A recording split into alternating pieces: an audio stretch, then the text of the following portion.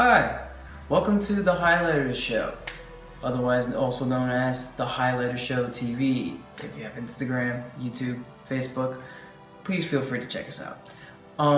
We usually cover comic books or comic book films or TV shows or video games or any of those kind of mediums. But today this is a very big special episode where we're covering what was going on at the Engadget EXPAND New York Expo, which was on November 7th, Friday, and November 8th, Saturday, which had passed. So, today's Sunday. So we try to, give you their Sunday best. Pretty much at the expo, they had all these innovative projects that they were showing or showcasing, such as Kickstarter technologies, as well as things that will be coming out probably next year, or possibly somewhere a couple years down the line. A lot of innovative things, a lot of entrepreneurial things, with a lot of creative content, such as virtual reality, as well as applications that could do a lot of different things. Depending on your interests, we will provide the info. And if you're wondering who this person is, it's your host, Anthony Jr. And the person pretty much who funds this whole project and is in charge of it is Ray Soto. So without further ado, let's start the show.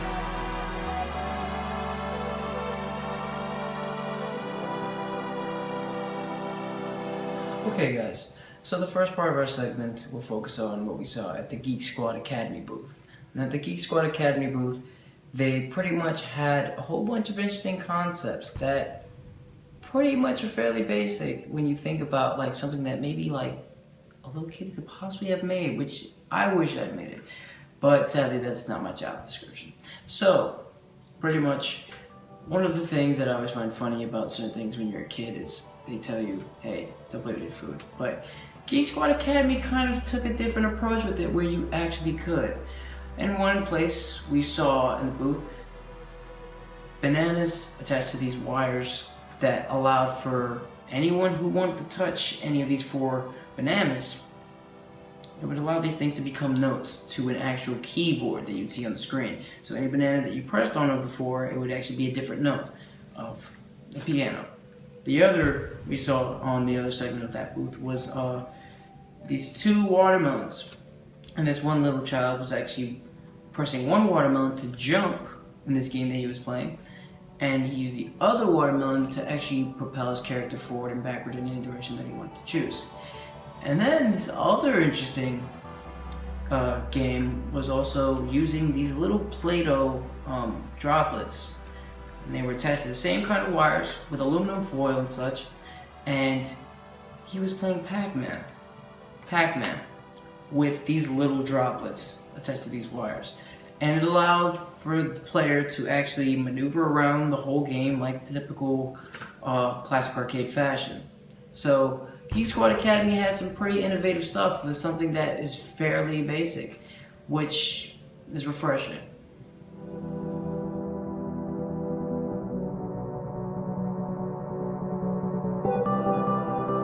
So the next item in our segment is Dodo Case. It's a virtual reality viewer. Now, what this does for you, for anyone who isn't really sure about virtual reality things and they're not sure if they want to go take the next step like Oculus Rift or could barely even afford anything like Oculus Rift, this is the very, very easy start for anyone who wants to have that kind of experience. Now you can download up to 50 apps specifically geared to Oculus Rift, and this is compatible to any kind of smartphone, especially new phones such as like the iPhone 6 or the newest Android. And you can pretty much, you build this thing, like the instructions that it gives you and provides, as you can see here in the back. And of course there's more in the case, and in the manual it shows you how to build the thing straight up, and then once you build it you just download the app that you need specifically, which is like some of the apps that are here, and you download each of these apps And whatever app that you choose to use, you just put it onto this thing here, in your case. And then you're able to see everything that you want. You can maneuver around the area that you see, and it's pretty fun actually, especially if you want to just, kill time, or just don't have that kind of money to really get to that level. This is a very good starting point, especially good for kids as well. Because children, they want to go outside, and if they can't go outside, what do? They want to imagine. So, it needs that much imagination sometimes when you just want to take a break from using all that brain power. Like those things. And also, you can also get this for $24.99 if you go to their website. Shipping and handling, won't have to worry about any charges for shipping, so you can just pretty much buy it online straight up. $24.99, not a bad price. And check their Twitter as well, and their Facebook, straight up Dodo Case. Not Doodoo Case, Dodo Case. Next product that we're about to also speak about is known as Digital Fruit, or also known as, pretty much from the company, Dovetail. And pretty much they use 3D printers, and these 3D printers allow for the user to use any kind of fruit juice that they want to pour into.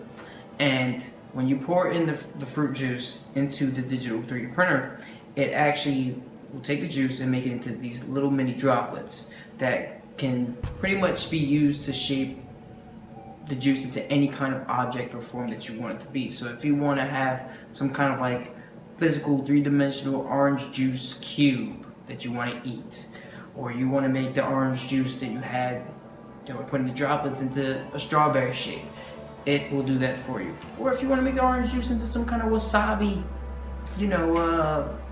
little meal in that kind of shape, it allows for that juice to be shaped into any desired physical form.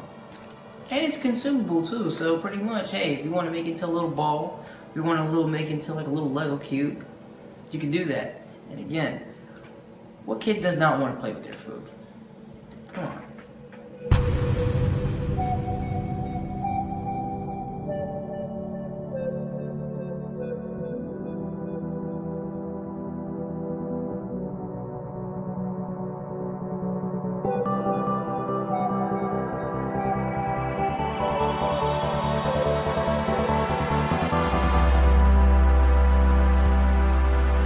So the next item is from Extreme Flyers, known as pretty much Micro Drone 2.0.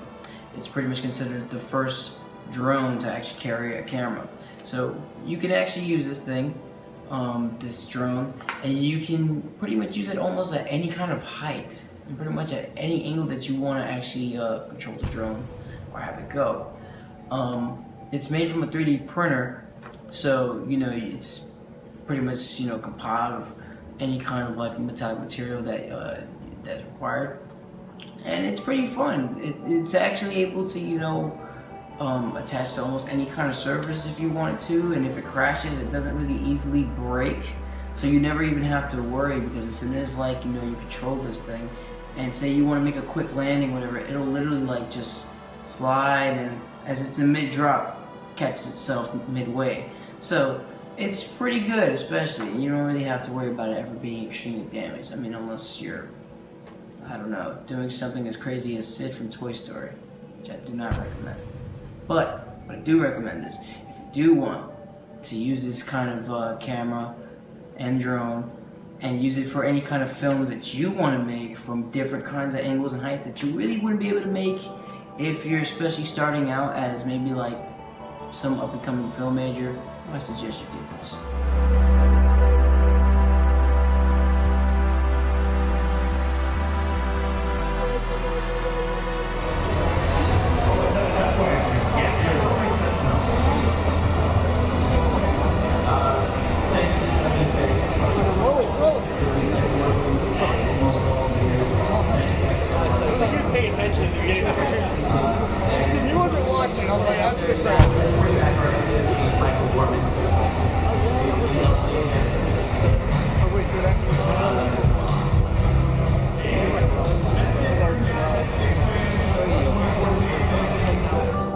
For those of you who do not know, I am a fine arts major. So I'm always looking for the best kind of products that help enhance my artistic skills when I illustrate or draw. And I had the fortune of actually trying out one of the newest products that eQuil is making, which is pretty much the Smart Pen 2. Now the Smart Pen 2, as you can see, this little slide over here, adapts to all different kinds of note taking, especially when you're drawing. And how it works is they have this little mechanized machine here that you attach to your notebook, and it has like a wavelength format. So think of it as almost like you're drawing in an invisible grid that you can't see, but the grid can obviously trace whatever you're doing there. So when you're drawing on it, you're gonna see. And if that doesn't make pretty much sense what I'm saying, we have footage of me testing it out, so you can see where I'm coming from. As you can also see,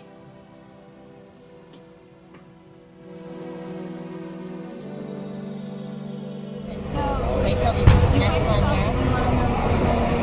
Okay. Alright, AJ. I always like it when people make good, Illustration? Yeah, illustration. I was really thinking of it, like, Alright, you ready? actually doing it, but I was like, nah, I want permission first. No. You want everybody to use it in any type of way, you know what I mean? So that's pretty cool. So if you want to add color to it, you just change the color. Oh, for real? Yeah, so here, when you're done with that, so you can choose, there's a color palette as well, but if you want to just choose a basic color, if you want to. Alright. Let's see. You can choose the line thickness too. Okay, so let me try. Bring this up here a little bit. So, funny enough, That. not And if you want your, using the projection part of the smartboard and stuff, but our company actually makes, not smartboard, we make an equivalent of smartboard. So we did bigger than that one. Cool, huh? But on the side, So that's how you can use it from a, hey, if you want to.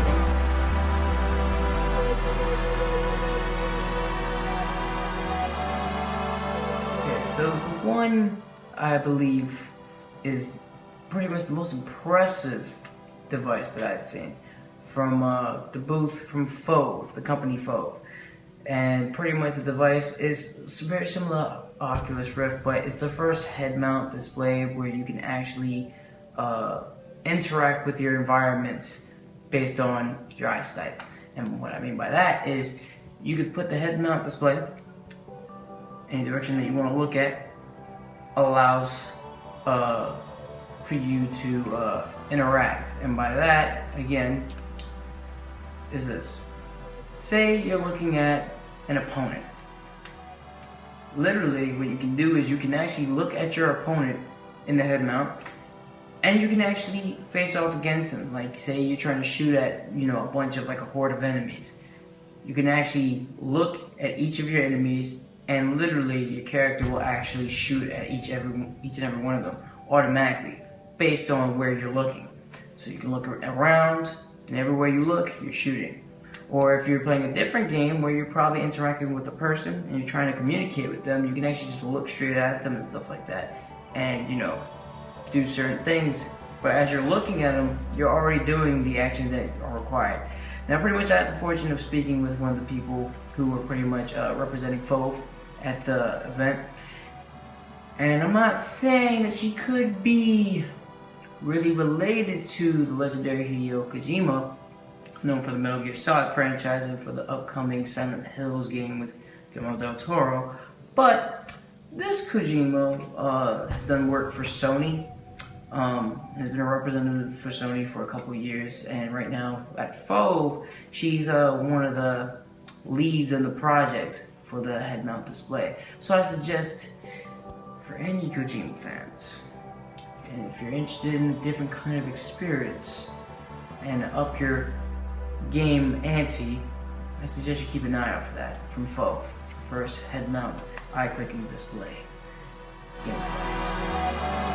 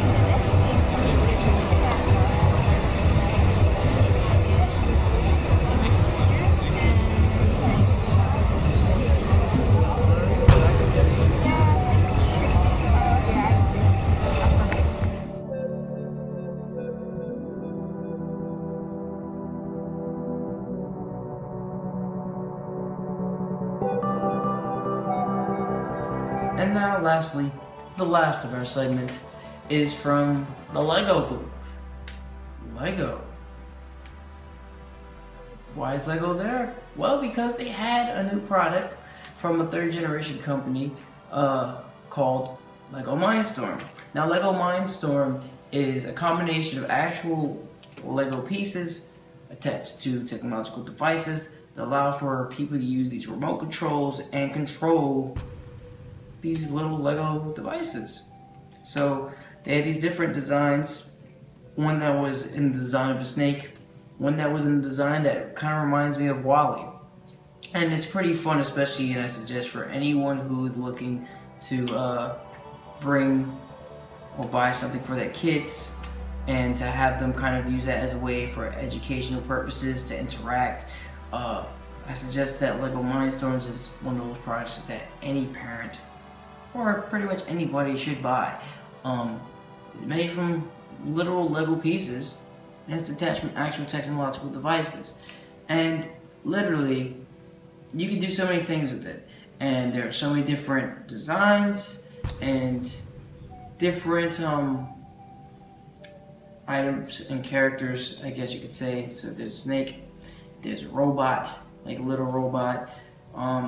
You can find different ones of that, and you can actually look it up on their website. Just look at Lego Mindstorm and you'll see all these different things.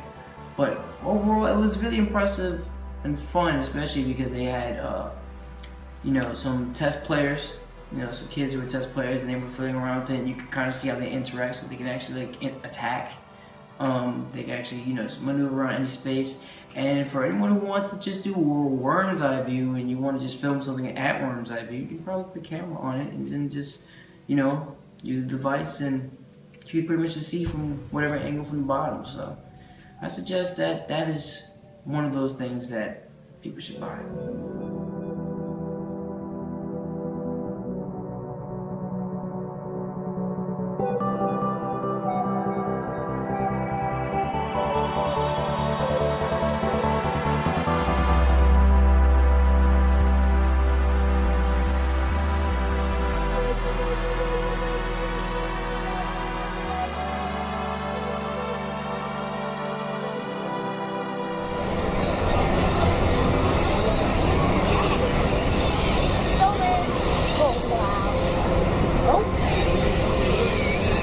Lego Mindstorm.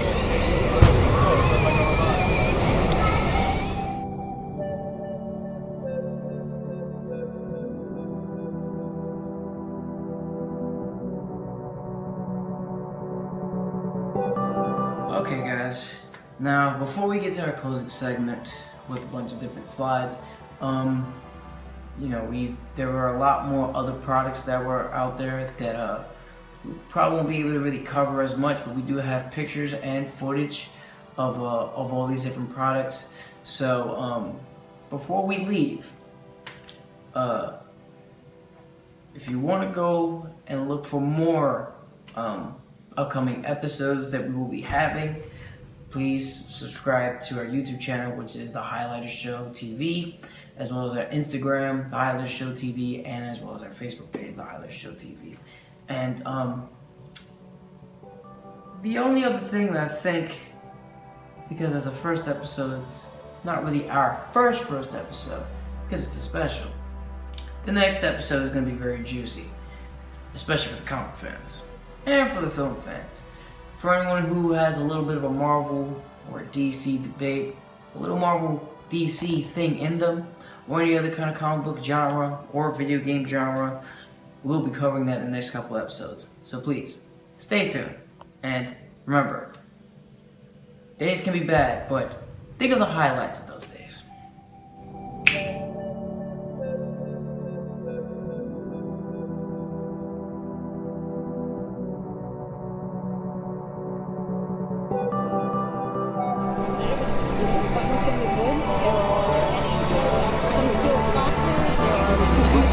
What is the is it feasible to smooth materials in mid-process, or like, I mean, I assume that, like, what are the limitations of that? It depends.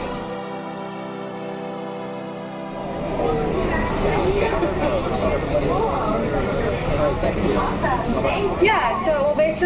it's a smart presence system, so it enables someone to be in two places at once. So I'm actually in Palo Alto right now, in California now.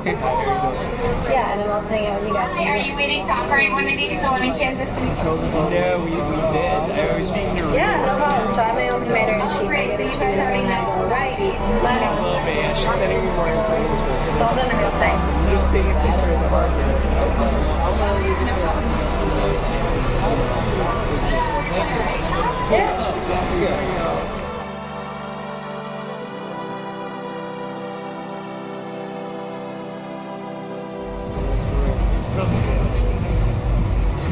Makes it become reality.